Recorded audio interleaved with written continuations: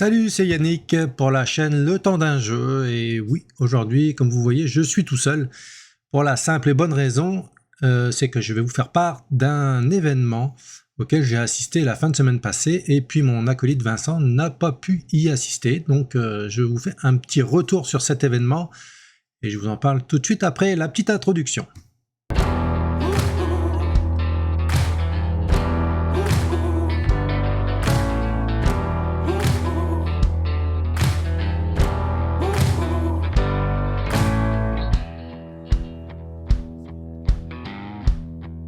Alors, l'événement auquel j'ai eu la chance d'assister la semaine passée, c'est le JAB. Le JAB, les Jeux au bout. Donc, c'est un événement, c'était la 17e édition cette année. Ma deuxième participation pour ma part. Événement qui a lieu sur 2 fins de semaine. Cette année, c'était du 17 au 21 avril et du 24 au 28 avril. Donc, j'ai eu la chance d'y participer pendant 3 journées complètes. J'ai joué à un certain nombre de jeux pendant ces 3 jours, pas énormément en fait, simplement 10 jeux, pour la plupart des jeux auxquels je n'avais jamais joué. Donc je vais vous faire un petit retour sur ces jeux. Au passage, je voulais féliciter les organisateurs du JAB là, parce qu'ils nous ont fait un événement vraiment exceptionnel. J'espère pouvoir y retourner chaque année parce que j'ai toujours beaucoup de plaisir à jouer avec des passionnés de jeux de société. On rencontre du beau monde, l'organisation est vraiment sans faille, donc félicitations à eux. Pour commencer, j'ai fait, comme je vous disais, j'ai fait une dizaine de jeux pendant ces 3 jours. 2 jeux auxquels j'avais déjà joué, des jeux quand même assez gros, là. Mais j'ai joué aussi à des jeux un petit peu plus légers.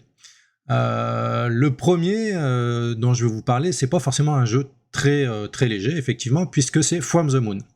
Alors From the Moon, la thématique de l'espace, on est une faction en fait qui est sur la Lune, parce que l'humanité est en danger, et imaginez-vous donc que l'humanité est en danger, il va falloir essayer d'envoyer des vaisseaux sur Titan, sur Europe et sur Mars, donc 3 vaisseaux. Et notre but, ça va être d'aller avec nos petits rovers, on a des petits rovers avec des équipages, d'aller récupérer des ressources sur la Lune pour pouvoir équiper ces vaisseaux et envoyer ces vaisseaux de colonisation. Donc un jeu de placement d'ouvriers où les possibilités de faire des actions sont quand même assez importantes.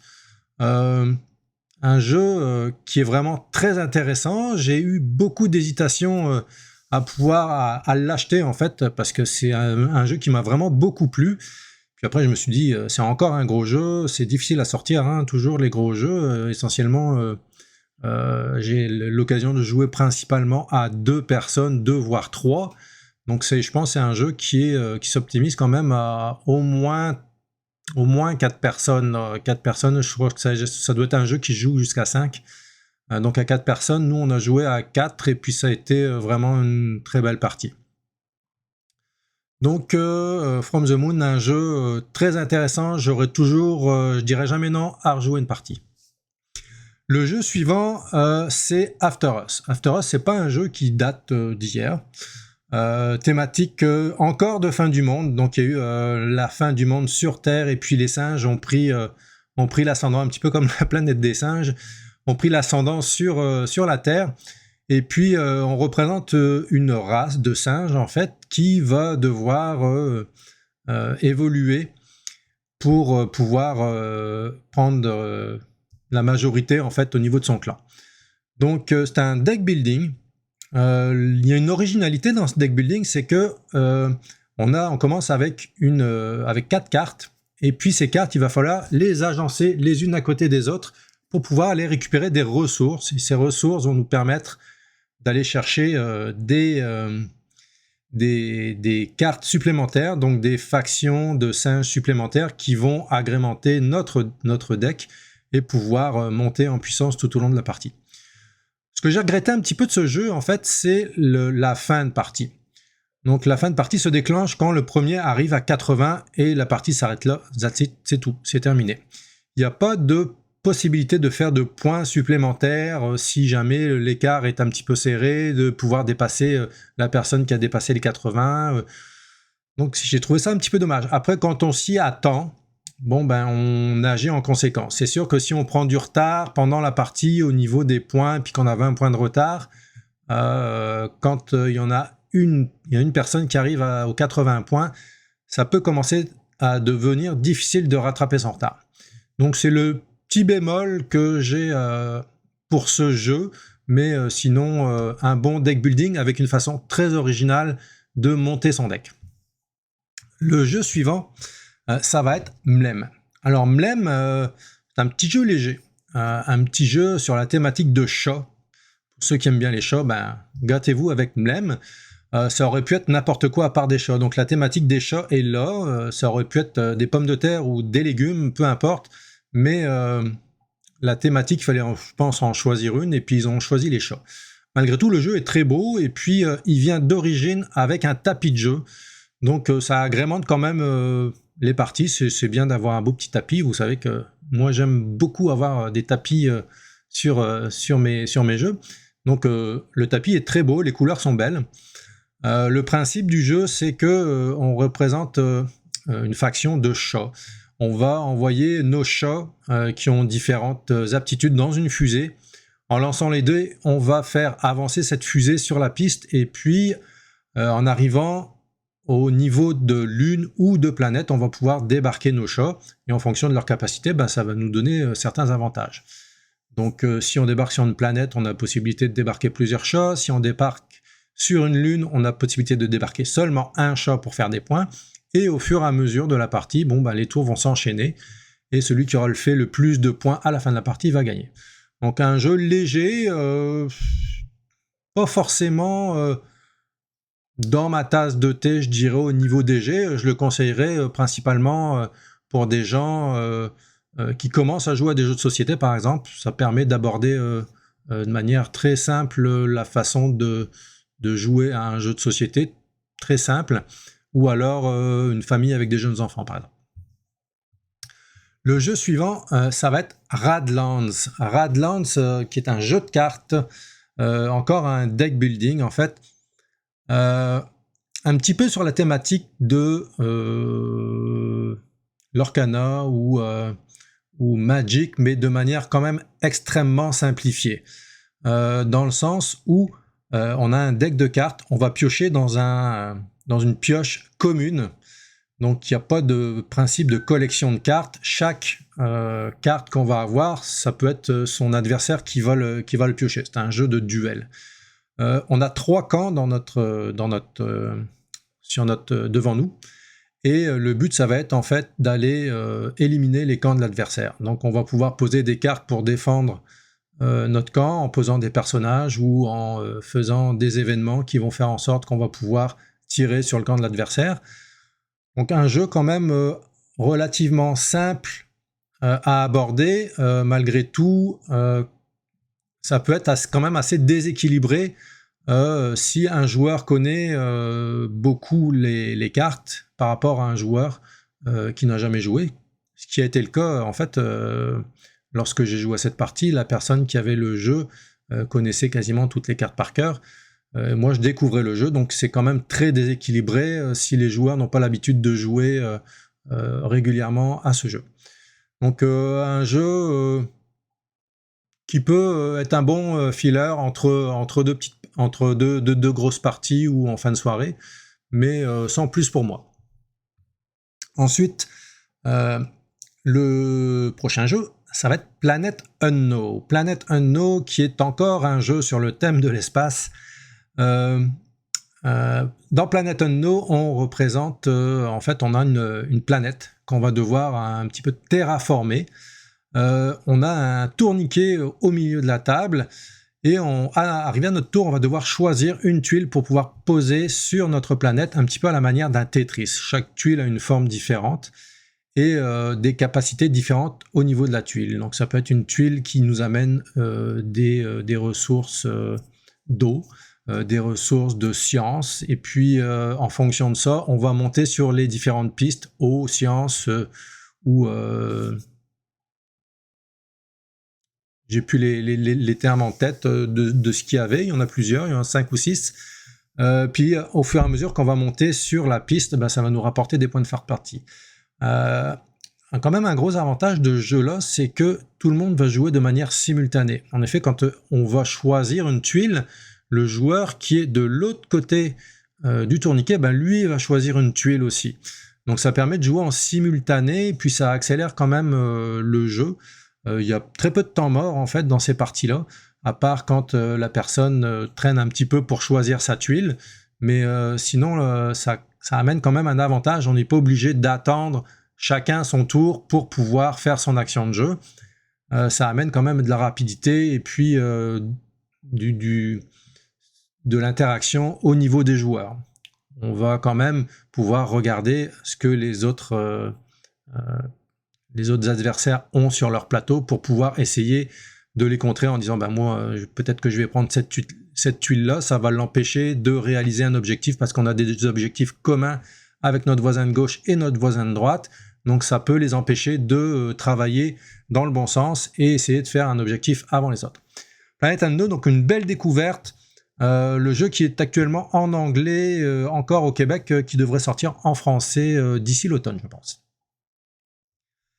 Enfin, un gros jeu aussi auquel j'ai joué, un jeu auquel j'avais déjà joué par contre, c'est Eclipse Second Dawn for the Galaxy. Alors, encore un jeu de l'espace, c'est une thématique que j'aime beaucoup. Un 4X, donc 4X, Explore, Exploit, Expand et Exterminate. Explore parce que la partie, le plateau de jeu, on va le découvrir au fur et à mesure qu'on va explorer des secteurs de la galaxie. On va exploiter ensuite les planètes qui sont dans ces secteurs pour avoir des ressources, pour pouvoir, avec ces ressources, améliorer nos vaisseaux spatiaux qui vont nous servir à exterminer les autres adversaires. Donc plus on va avoir un vaisseau qui est fort, plus ça va être facile d'aller combattre les autres, et aussi facile de combattre les anciens qui sont déjà en place dans certaines galaxies, ou alors éventuellement aller attaquer le centre de la galaxie pour pouvoir faire un maximum de points. Donc on construit sa partie au fur et à mesure. Très important d'aller faire des combats dans ce jeu-là. Pas de combat, pas de victoire. Je me suis fait prendre cette fois-ci, je me suis enfermé dans un petit coin de mes galaxies, et j'ai pas pu aller combattre trop de monde. Mes vaisseaux étaient pas très forts non plus. Donc j'ai pas pu avoir un score digne de ce nom. Mais un jeu formidable.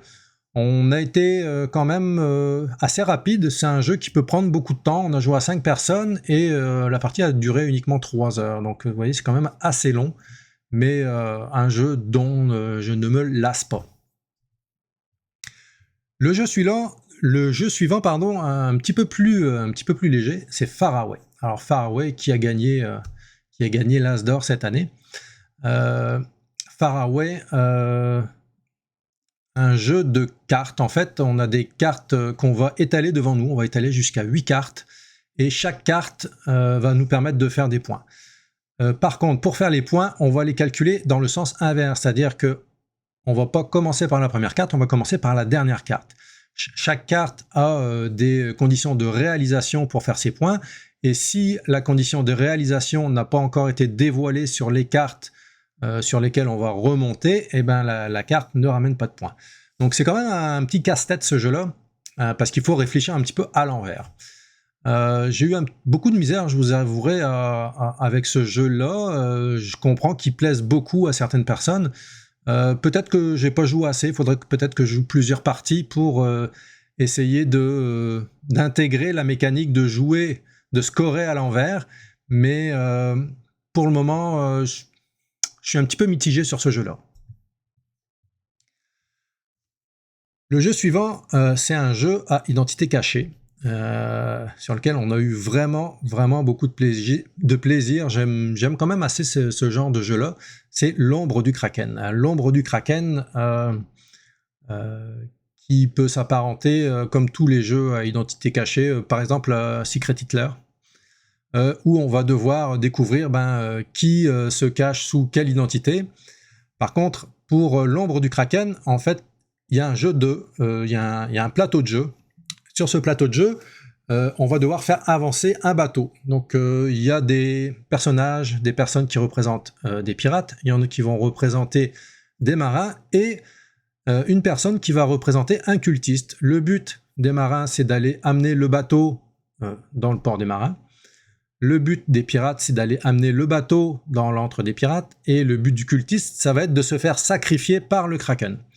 Donc chaque groupe a ses objectifs, je dirais. Les seuls qui connaissent leur identité, ce sont les pirates. Les autres ne connaissent pas l'identité de chacun. Donc au fur et à mesure de la partie, on va devoir, le capitaine désigné du bateau, parce qu'on est tous sur le même bateau, le capitaine va devoir désigner un lieutenant et un navigateur. Le lieutenant et le capitaine vont chacun piocher 2 cartes, ils vont en choisir une, la mettre dans un coffre, et le navigateur va choisir une des 2 cartes restantes pour donner la direction du bateau. Donc vous comprendrez que forcément ça peut ne pas être une carte qu'il a envie de jouer dépendamment de son rôle. Ça peut être la carte du capitaine, ça peut être la carte du navigateur. Si le navigateur et le capitaine sont tous les deux des pirates, ça se peut qu'ils aient mis la même carte, rouge, donc ils vont se diriger vers l'antre des pirates. Ce qui va peut-être poser des soupçons sur le navigateur, parce qu'il a sorti une carte rouge, on peut supposer qu'il est pirate, donc les marins vont peut-être supposer qu'il est pirate alors qu'il l'est peut-être pas forcément. Enfin bref, vous comprenez le principe. Donc beaucoup de plaisir, il y a beaucoup de discussions qui ont été faites sur ce jeu, et on a vraiment eu beaucoup de plaisir. Alors le jeu suivant dont je vais vous parler, ça fait partie de mes jeux préférés aussi. C'est Vindication. Vindication, une super belle production d'Orange Nebula qui font toujours des très beaux jeux. Hein, si on regarde aussi Unsettled ou Spiritfire, que j'aurais bien voulu backer sur Kickstarter, mais malheureusement je ne l'ai pas fait. Donc Vindication, c'est un petit peu étrange parce que la première phrase du livret de règles, quand on le lit, c'est « Vous êtes une raclure de la pire espèce ». Ça donne pas forcément envie de s'installer pour jouer à un jeu en se faisant insulter, mais c'est le principe du jeu en fait. Effectivement, on est une mauvaise personne, et puis le but du jeu, ça va être de se racheter tout simplement. On est jeté par-dessus bord par nos compagnons de voyage, on échoue sur une île, et puis il y a quelqu'un qui va nous ramasser sur la plage, ça va être notre compagnon de voyage, qui va nous aider dans notre quête à devenir une meilleure personne. Et donc on va visiter l'île sur laquelle on s'est échoué. Au fur et à mesure de nos découvertes, on va découvrir des endroits qui vont nous permettre d'évoluer vers une meilleure personne. On va pouvoir combattre des monstres, ça va nous rapporter des points de victoire.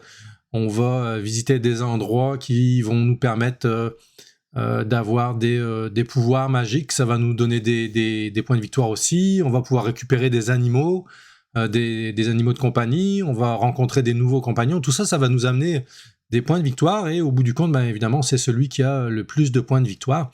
Une façon originale aussi de terminer la partie, c'est que on tire des cartes, et puis ces cartes vont déterminer la condition de fin de partie. Donc au fur et à mesure qu'on avance dans le jeu, on va tirer parfois des cartes à certains moments de la partie, et la fin de partie peut arriver assez brusquement s'il y a une carte qui est révélée, puis les conditions de fin de partie sont déjà en cours. Donc il faut se préparer à tout moment à pouvoir arrêter la partie, donc il faut faire très attention à notre évolution au cours de la partie pour nos points, parce que si on est un petit peu à la traîne, ça peut arriver très vite. Malgré tout, on a toujours moyen à la fin de faire des points supplémentaires. Par exemple, les monstres vont nous apporter des points de fin de partie supplémentaires, mais faut quand même être assez vigilant. Donc Vindication, un jeu que je recommande vraiment, et puis toujours beaucoup de plaisir à jouer, un de mes jeux préférés. Le jeu suivant, c'est un jeu que je ne connaissais pas, c'est Imperial Miners. Alors Imperial Miners, c'est en fait on représente des nains qui travaillent dans une mine, et on va devoir construire notre mine et explorer notre mine. Donc pour ça, on va devoir la faire par étage. Donc il y a le niveau 0, 1, 2, 3, jusqu'à 4.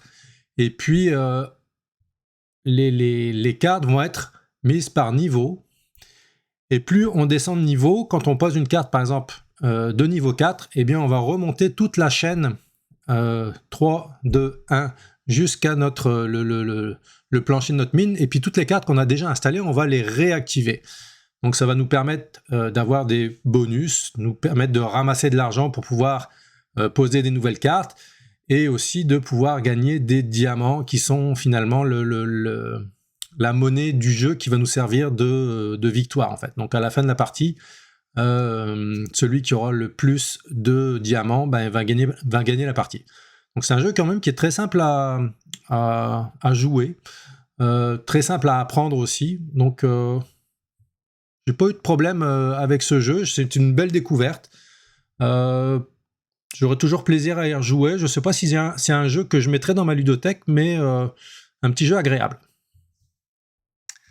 L'avant-dernier jeu que j'ai à vous présenter, dont je vais vous parler, c'est Wonderlands War. Wonderlands War, on en a déjà parlé dans notre toute première vidéo. Un jeu sur le Pays des Merveilles. Donc le but étant de devenir le roi du Pays des Merveilles. On a joué à 3. Un jeu magnifique. J'ai pas d'autres mots pour décrire la beauté de ce jeu. Un jeu qui se joue en 2 phases en fait. Une première phase, la phase du thé, où on va acquérir des capacités, des cartes qui vont nous donner des capacités pour pouvoir aller se battre lors de la deuxième phase, qui est la phase de guerre. Donc on va placer lors de la première phase nos factions sur certains endroits du Pays des Merveilles, et puis on va aller attaquer les autres adversaires en espérant pouvoir gagner pour pouvoir mettre un château, ce qui va nous donner des points supplémentaires quand on a un château sur le board en fait. Donc une belle mécanique, un deck, pas forcément un deck building, parce que les cartes qu'on a en main, on va pas les garder tout au long des 3 tours qu'il y a à jouer, mais un placement d'ouvriers et de bataille. On a beaucoup encore, évidemment, du plaisir à jouer à ce jeu-là, aussi un jeu dont je ne me lasse pas de jouer. Et enfin, le dernier petit jeu auquel j'ai joué, c'est un jeu qui n'est pas encore sorti dans les magasins, c'est Captain Flip. Captain Flip, c'est un jeu de placement de tuiles. Donc on a devant nous une carte avec des emplacements de tuiles, des petites tuiles qu'on va piocher dans un sac. Quand on pioche une carte, ça va être l'équipage de notre bateau. On a le choix, ou alors on garde une des 9 identités de tuiles, on la pose sur notre plateau, ou alors on décide de flipper la tuile, mais on n'a pas le droit de la retourner une deuxième fois. Donc c'est un choix à faire, et en fonction de ça, on va avoir des actions qui vont se dérouler tout au long de la partie. Le premier ayant réussi à remplir ces 4 colonnes met fin à la partie, puis à la fin du compte, on fait le total de nos points, et celui qui a fait le plus de points a gagné. Voilà, c'est les jeux auxquels j'ai joué pendant le JAB, donc une dizaine de jeux. J'espère que ça vous a plu. Dites-moi ce que vous en pensez. N'hésitez pas à mettre des commentaires en bas de la vidéo. Et pour ma part, je vous retrouve dans une prochaine vidéo. Salut!